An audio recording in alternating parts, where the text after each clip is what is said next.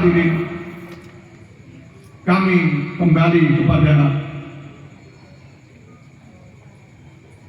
masalah belakang.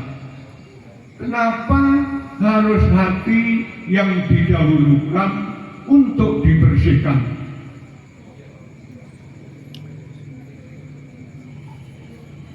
Karena hati itu pusat daripada segala permasalahan hidup.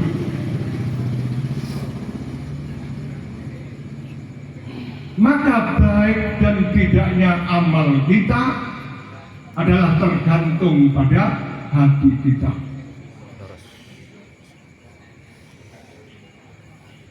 Untuk itu Mbah Yai memerintahkan agar penyakit-penyakit yang ada di dalam hati itu terlebih dahulu dibersihkan.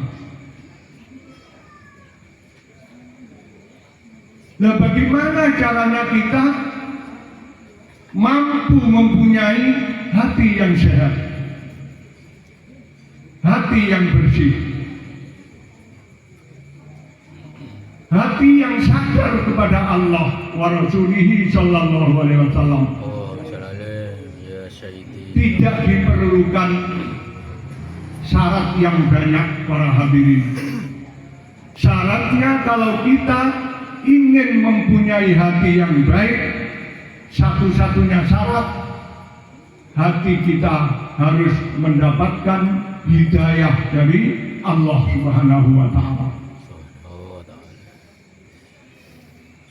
Tidak cukup hanya hidayah taufiknya Allah saja, tapi harus mendapat syafaat dan tarbiyah dari beliau Rasulullah sallallahu alaihi wasallam wa gausi hadzal zaman radhiyallahu anhu. Ya syaiti Rasulullah. Setinggi apapun ilmu manusia, setinggi apapun pengalaman manusia yang didapat, manusia masih tetap kesulitan untuk memperoleh hati yang baik, untuk memperoleh hati yang sadar.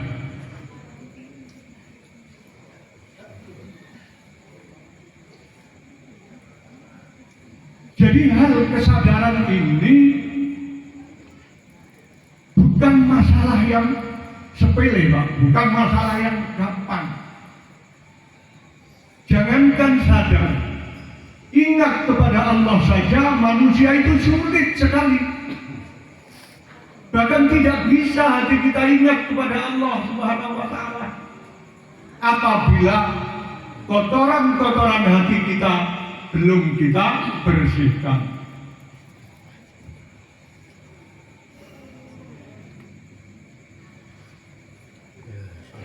Jadi nonsen kalau manusia tanpa hidayah Allah, tanpa syafaat Rasulullah, tanpa tarbiyah beliau wajihatan zaman, lantas mengaku menjadi manusia yang sadar kepada Allah.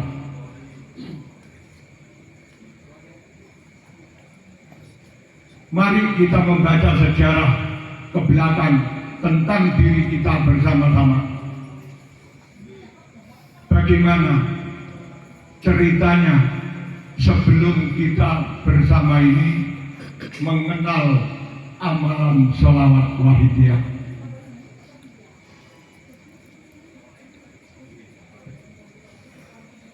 Kita bisa membaca hati kita sendiri.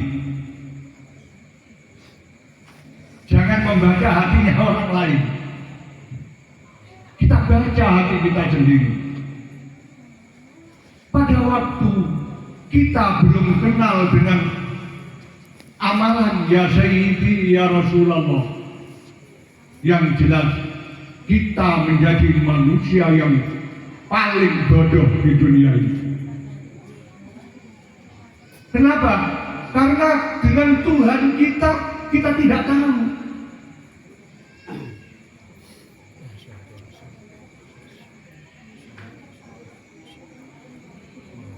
Kita tidak tahu apa itu sadar kepada Allah,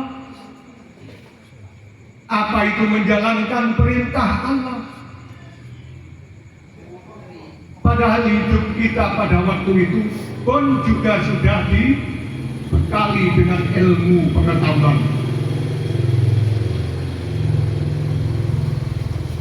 Bahkan sudah banyak sekali doa-doa yang kita hafalkan. Namun apa hasilnya? Doa-doa itu, ilmu-ilmu yang kita peroleh itu tidak mampu membawa hati kita untuk dekat kepada Allah Subhanahu wa Ta'ala. Justru ilmu-ilmu itu membawa hati kita jauh kepada Allah wa Rasulih sallallahu alaihi wasallam. Ya Sayyidi ya Rasulullah. Disinilah kita bisa mengoreksi tentang perjuangan beliau Mbah Yai Qaddasallahu wa sirrahu wa radhiyallahu anhu. Beliau mampu membawa hati manusia yang sadar kepada Allah wa Rasulih sallallahu alaihi wasallam.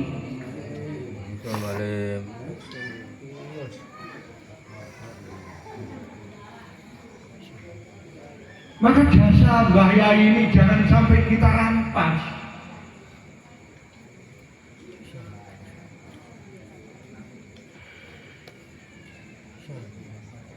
Sekarang ini sudah banyak manusia yang merampas haknya Mbah Yai. Ya Sayyidi Rasulullah. Setelah Mbah Yai wafat,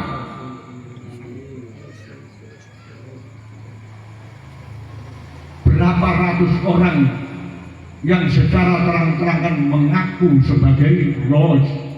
Ya Sayyidi Rasulullah.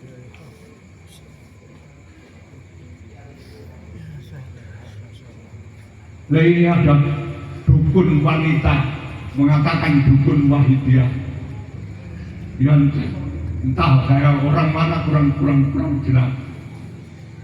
Tapi ada seorang wanita yang nekat mengaku bahwa sebelum Mbah Yai wafat beliau sudah pesan kepada saya untuk meneruskan perjuangan Wahidiyah ini.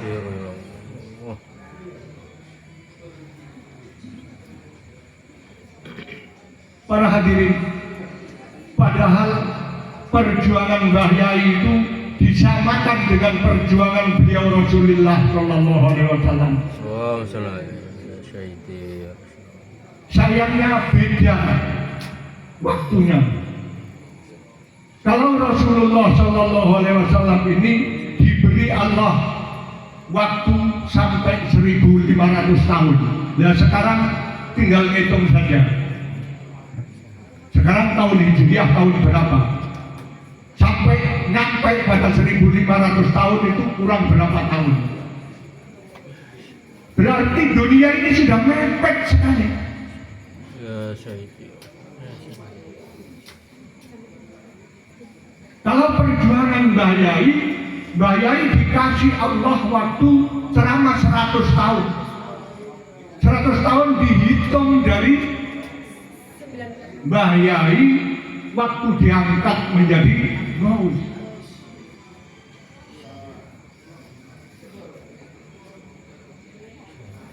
Siapa yang jauh demikian? Putranya panjenengan Ibn Abbas Syafi'i.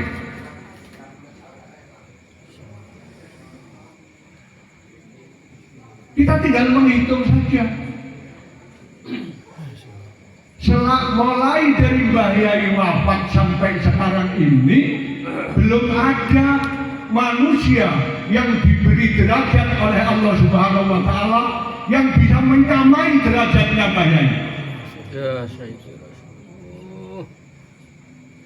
Baik dari kalangan keluarga, apalagi dari kalangan umum.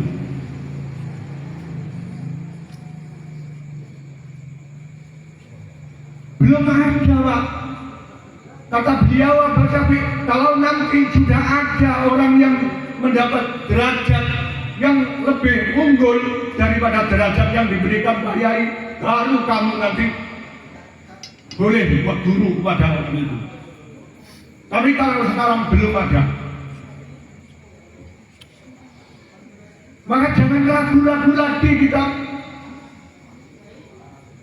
kita mengikuti bimbingan Abah Syafiq untuk dikenalkan kepada Mbah Yai.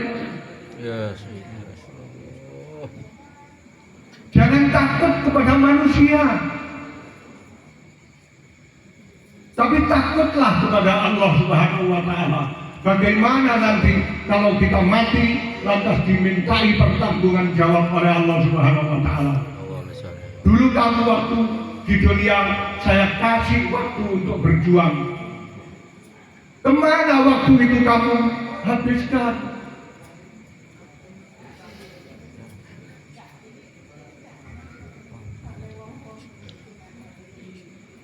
Dulu katanya kamu derek Mbah Yai. Mana catatanmu?